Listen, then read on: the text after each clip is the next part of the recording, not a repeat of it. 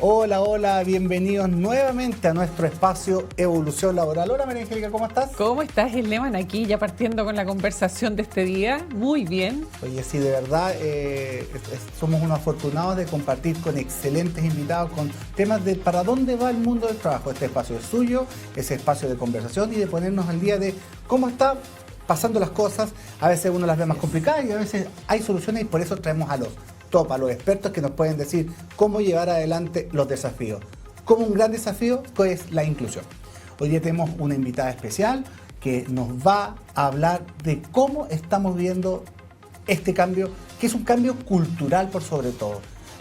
Nosotros siempre hablamos del concepto, yo en particular, de la riqueza, la económica, pero también está la riqueza social, la riqueza personal, la emocional. Este es un espacio donde yo creo, María Angélica, se combina todo. O sea, esto es la integración máxima de todo lo que las nuevas generaciones incluso nos dicen, darle sentido cuando uno está en el trabajo, sentido a lo que uno hace. Esto va más allá. Yo de verdad también creo que tenemos un invitado hoy día de lujo, como lo hemos venido conversando, y claramente la invitada que tenemos es una persona que ha estado vinculada al tema de la inclusión durante muchísimos años. Ha estado como directora del SENADI entre el 2010 y el 2014. También ha sido fundadora de fundaciones como la Fundación Incluye 360, ¿te acuerdas que la estábamos viendo? Sí. También con la Fundación Mírame y entre otras cosas. Por lo tanto, ¿quién mejor te puede hablar de la historia, de cómo se ha ido gestando el tema de la inclusión en este país que nuestra invitada Jimena Rivas? Bienvenida, Jimena. Hola, Jimena, gracias por venir. Hola, muchas gracias por la invitación. Gracias por estar hoy día con nosotros, Jimena. Es un tema, queremos dar más tiempo para que tú hables hoy día, porque hay mucho que tocar de tema. Y de verdad, preguntarte desde lo que uno ve desde el inicio. Chile, nuestro país, querido país, ¿estamos preparados hoy día, ya cumpliendo un año de que se promulgó esta ley de la inclusión? ¿Estamos preparados en las empresas, las personas, las capacitaciones, las intermediaciones? ¿Qué pasa hoy en el país? ¿Cómo lo ves tú? A ver, yo creo que a un año de ya estar en vigencia la ley de inclusión laboral, yo creo que no estábamos preparados, ¿ya? Yo siento que yo no era muy partidaria de una ley de cuota por distintos factores, pero por sobre todo yo siento que la ley llegó en un momento que culturalmente no estábamos listos para esa ley, ¿ya?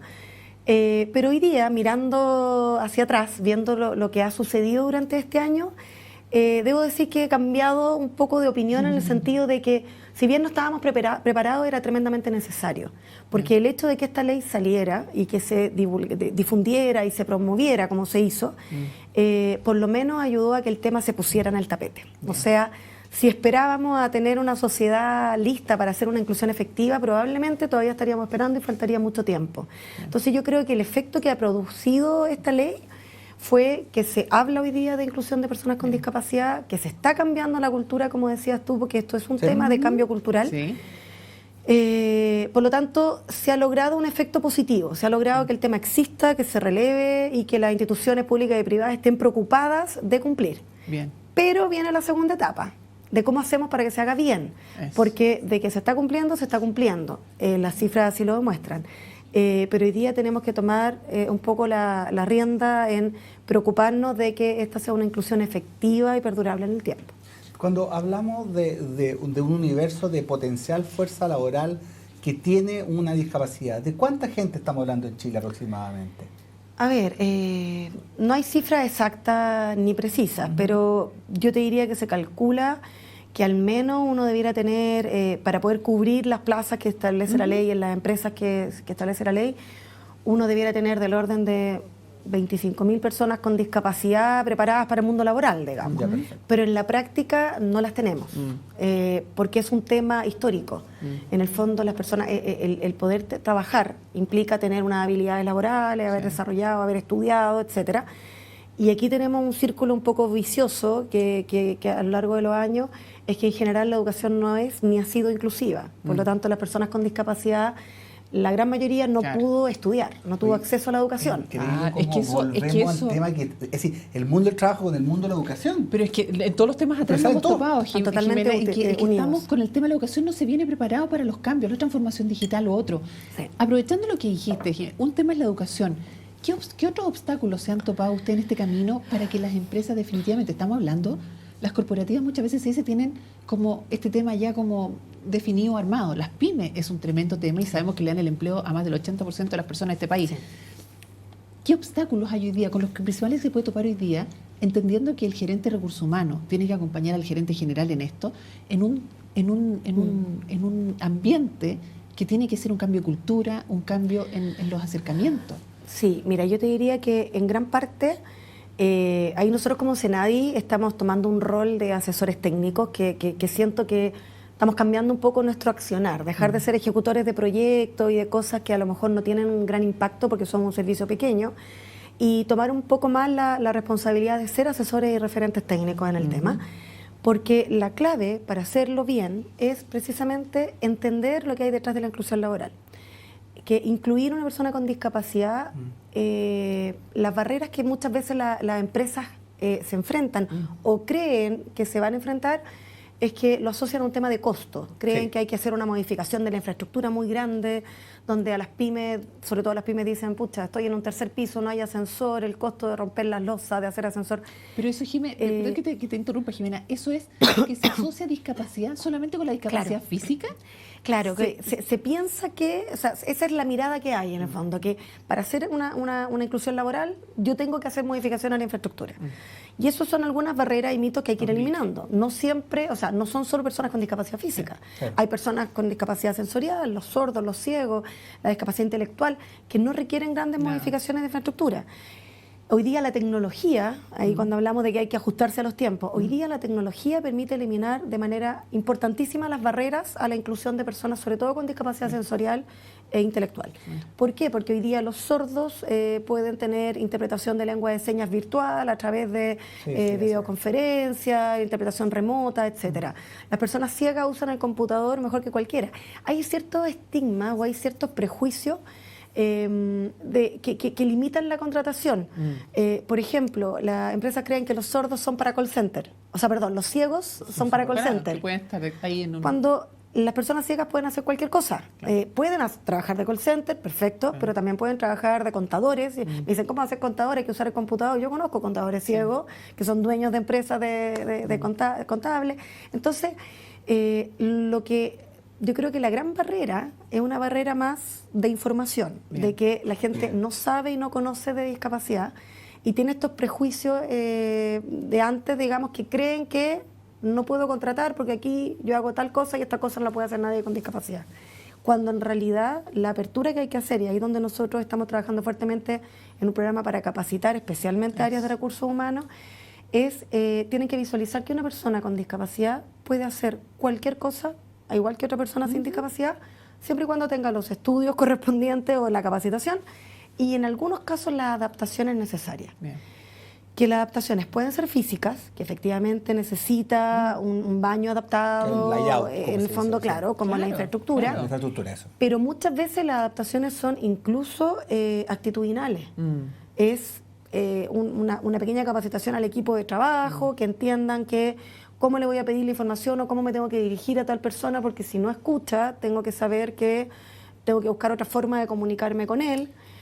Oye, Jimena, son cosas simples. Hay un tema que te quiero interrumpir. Aquí es Lehmann, que él ha sido gerente de recursos humanos, ha estado en la línea todo el tiempo. Así dicen. ¿Te acuerdas que conversábamos con los temas de la selección de personal, que es un tema con el cual hoy día nos enfrentamos? ¿Qué pasa hoy día en el proceso, que ya te vamos a preguntar más adelante qué hay que hacer, pero qué pasa hoy día con los procesos de selección de las personas? Porque tampoco podemos ir a una discriminación positiva. Sí. ¿Cómo ves tú esos temas de los procesos de selección? Sí, mira, eso es súper importante, porque también, si bien está la ley de inclusión laboral, también hay que entender que está también la ley Zamudio. Entonces, yo sé que muchas personas del área de la área de selección están preocupados con esto, porque hasta qué punto, si yo postulo a una persona con discapacidad y yo no la dejo, se puede transformar en discriminación y me van a demandar o denunciar por la ley Zamudio, etcétera.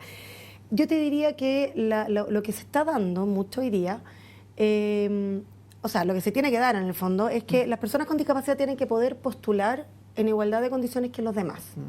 La adaptación implica que yo tengo que estar preparado, si viene un sordo, si viene un ciego o si viene una persona con discapacidad física, que el proceso de selección se adapte para que él pueda competir en igualdad de condiciones que los demás.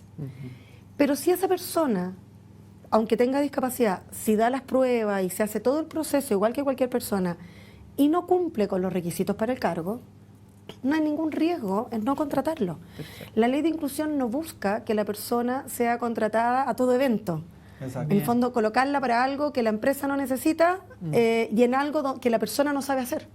Porque eso no es digno. Lo que se busca es un empleo digno. En el Como fondo. anécdota, hablamos con una persona que tiene una discapacidad y un grupo de personas le decía, esto es verdad, le decía, saca el carnet porque así va a tener ventaja por sobre los. De verdad. Bueno, imagínate, claro. Bueno, hay gente, Claro. hay personas con discapacidad. Mira, cuando Claro. hablamos de cambio cultural, es importante tener en cuenta que es un cambio cultural para todos, ¿ya? Para las personas sin discapacidad, que no conocen del tema, que tienen que aprender, que tienen que abrirse a no mirar con lástima, ni con pena, ni como una pobre persona a la que tengo que ayudar. No, es una persona que tiene derecho a trabajar, por lo tanto, yo adecuo mi sistema para ver si tiene las competencias y la puedo contratar. Absoluto. Pero también hay un cambio cultural para las propias personas con discapacidad, que durante muchos años este modelo que teníamos como asistencialista hacia la discapacidad, también hay personas que sienten que ahora que está esta ley, tienen la obligación de contratarme. A nosotros nos ha pasado, Sí. yo conozco empresas que les ha pasado, que dicen, oiga, yo tengo discapacidad, usted me tiene que pagar más porque usted me necesita Imagínate. para cumplir la cuota,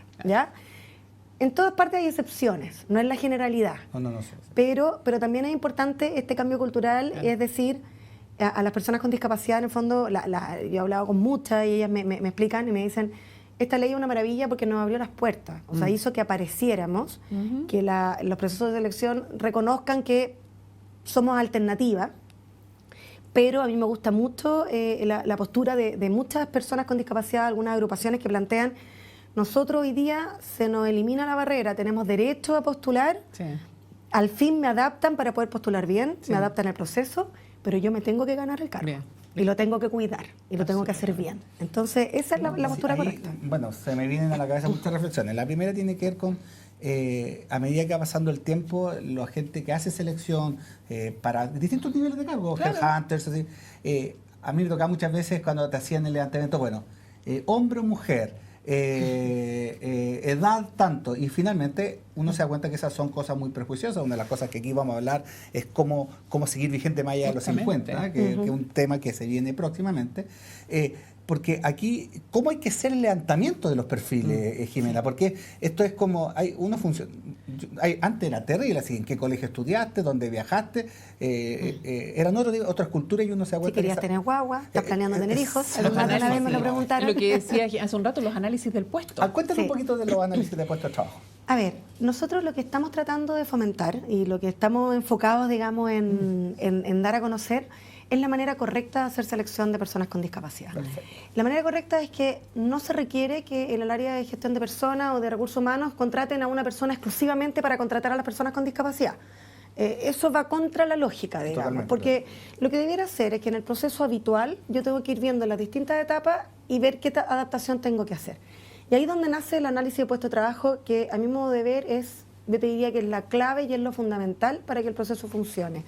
Y significa que en el análisis de proceso de trabajo, o sea, de puesto de trabajo, implica que el perfil del cargo, que todas las empresas tienen para Sí. todos sus cargos, ese perfil se complementa con una visión que generalmente la hacen los terapeutas ocupacionales, que mira las necesidades del cargo desde el punto de vista del funcionamiento humano. ¿Ya? ¿Me explico?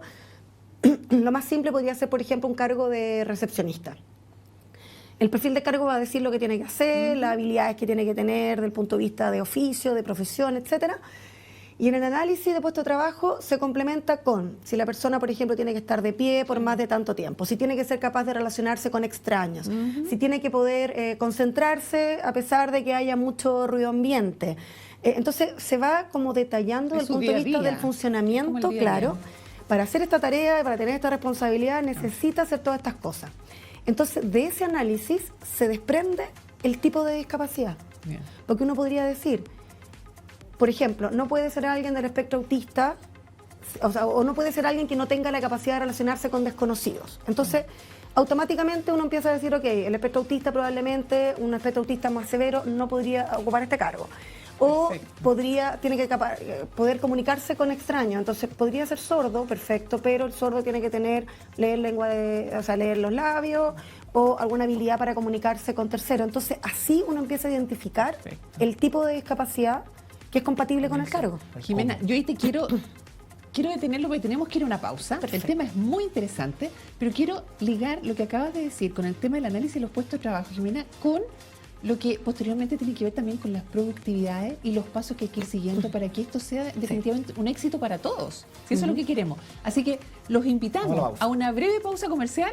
Seguimos con este interesante tema de inclusión laboral junto a Jimena Rivas, directora de Senadis.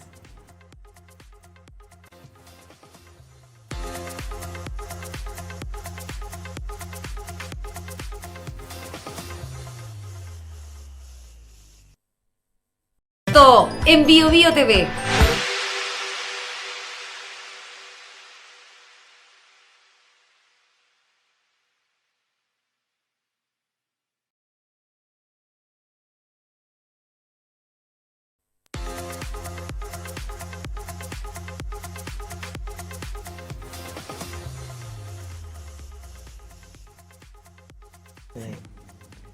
Oye, estamos de vuelta en esta pausa comercial, Sleman, junto a Jimena Rivas, nuestra directora de Senadi. ¿Qué temas más interesantes, Jimena, con lo que estamos viendo?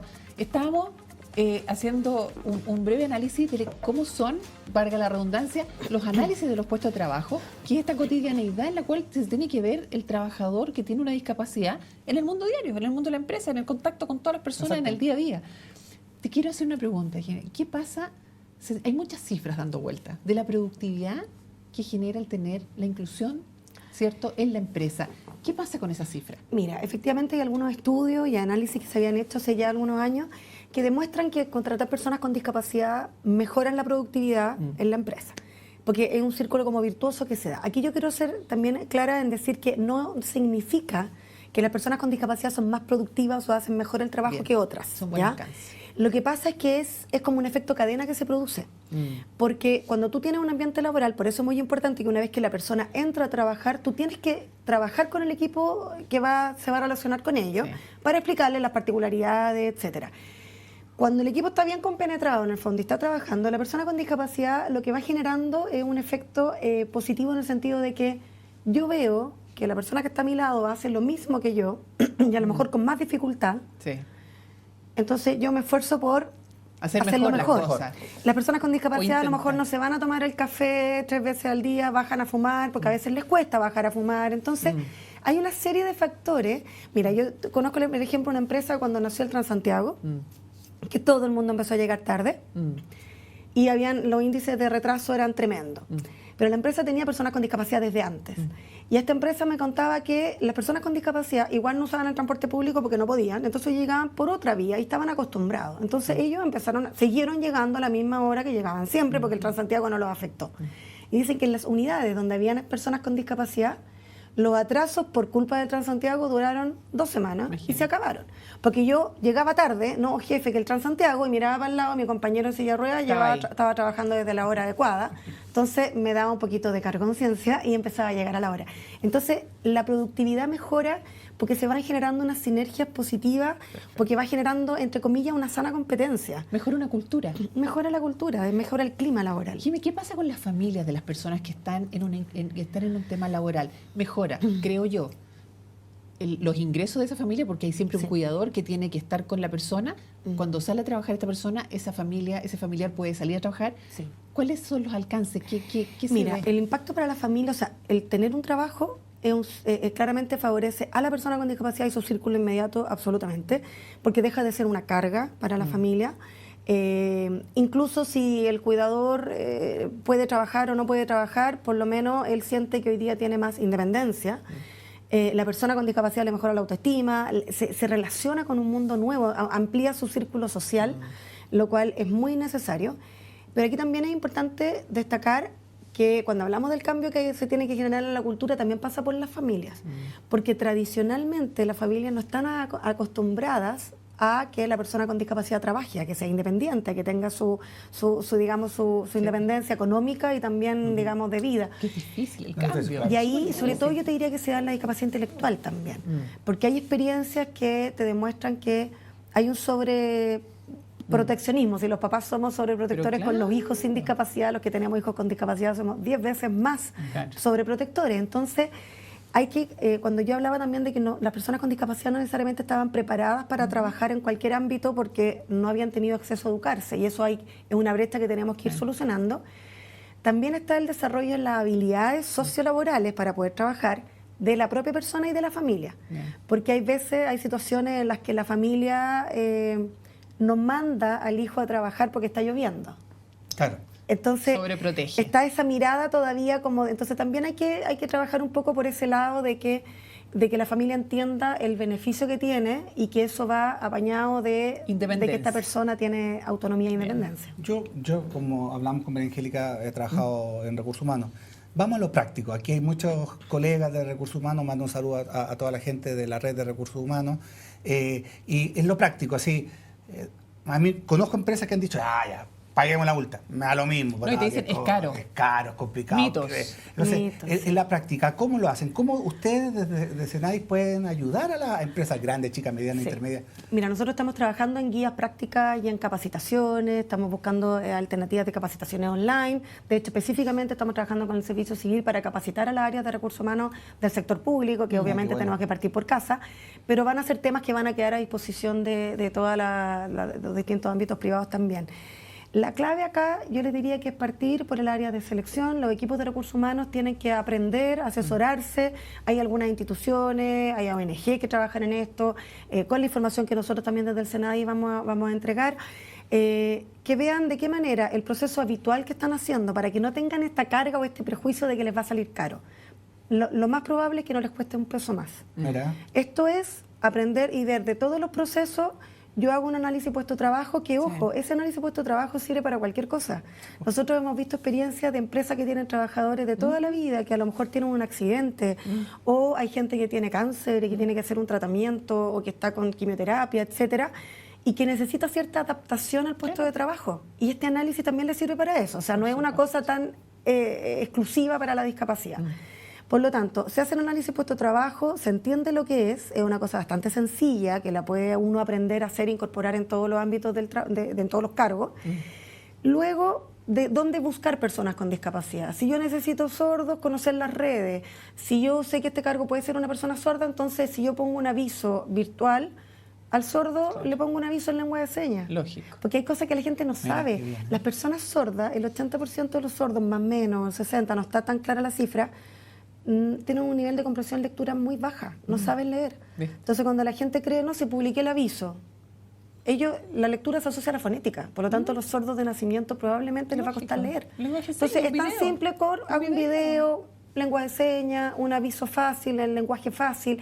Entonces yo les diría que es capacitarse, aprender de qué manera mi proceso habitual lo complemento para que lleguen personas con discapacidad.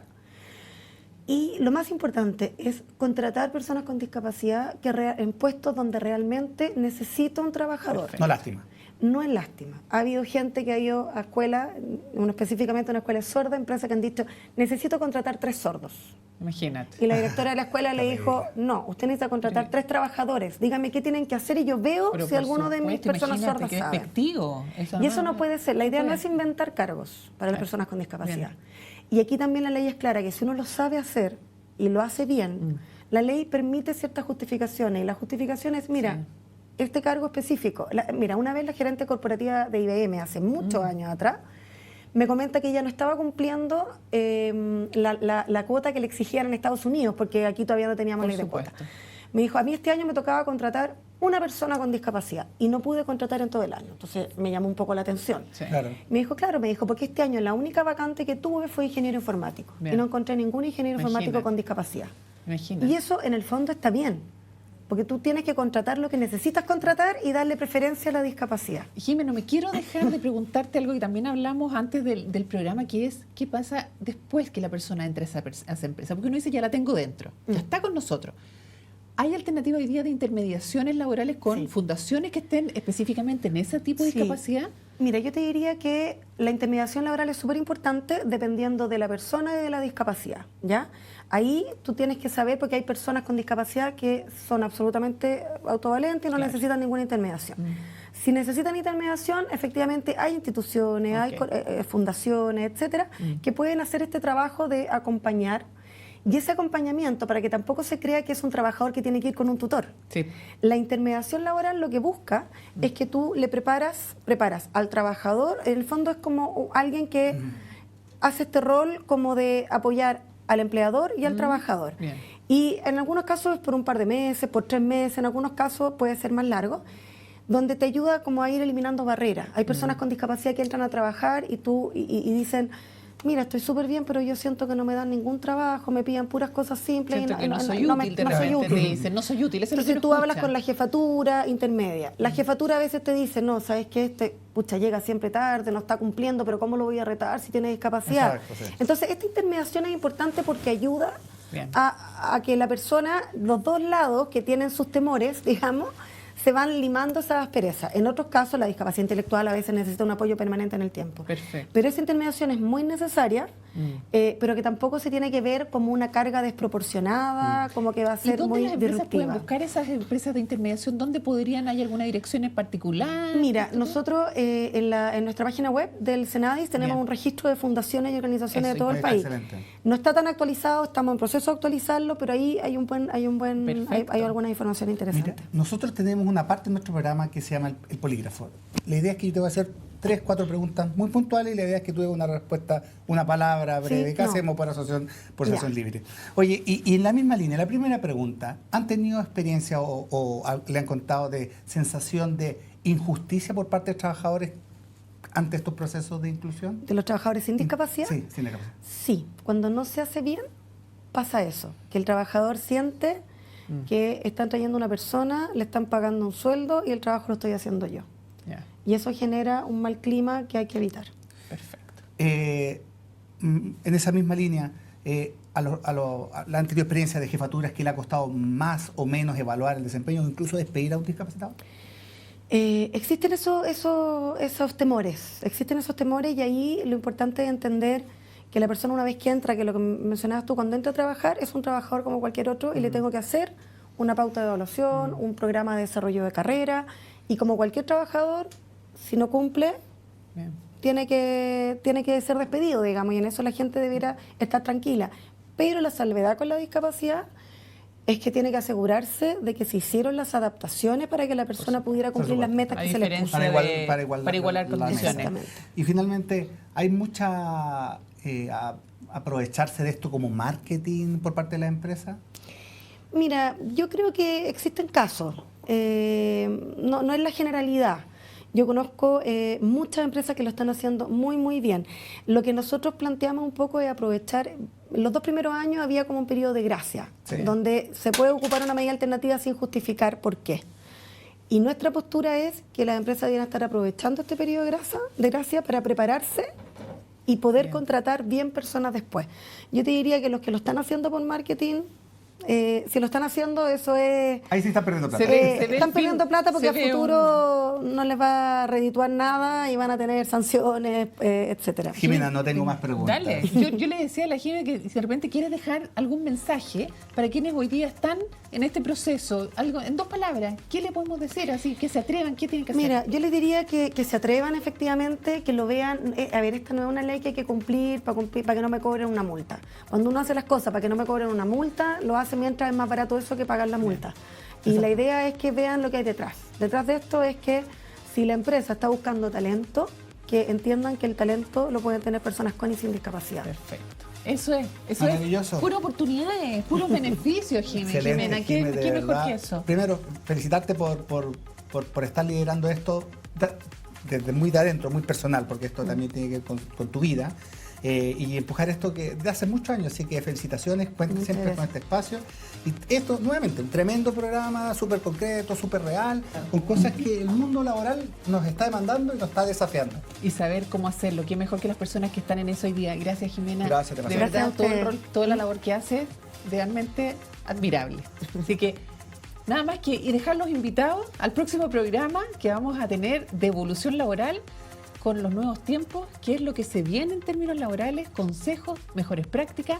Así que gracias por acompañarnos hoy día. Sleman, un gusto volver a estar Como siempre. contigo. Gracias, Jimena. Gracias, Jimena. Nos vemos en un próximo capítulo. Chao, que estén bien. Buena semana.